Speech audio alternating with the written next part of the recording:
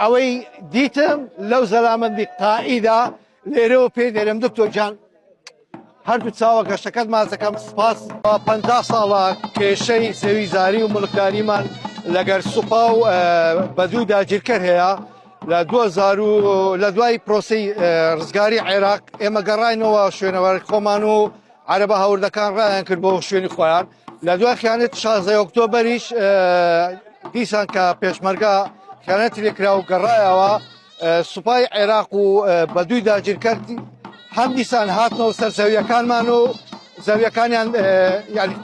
بڵێن داگیر کرد و ئاویست دەست بەسەر زەویەکان دابگرن و لەو کاتی ئاشنای دکتۆر شاخەوان عەبدوڵڵای بووم بەڕێزیان وعدێکی پێماندا وتی ئەو کێشەتان بۆ چارەسەر دەکەم ئەو کێشە کێشەی ئێوە نییە کێشەی منە و لەخوای بەزیادە الحەمدوللا یعنی ئەوە سەلماندی و کردی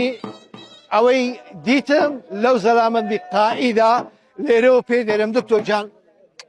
هەردوو چاوە گەشتەکەت مازەکەم سپاس بۆ بەڕێستان کە قسەی خۆتی نازێ سەلماندت قائیدی قائید لە خۆتەوە جوانە.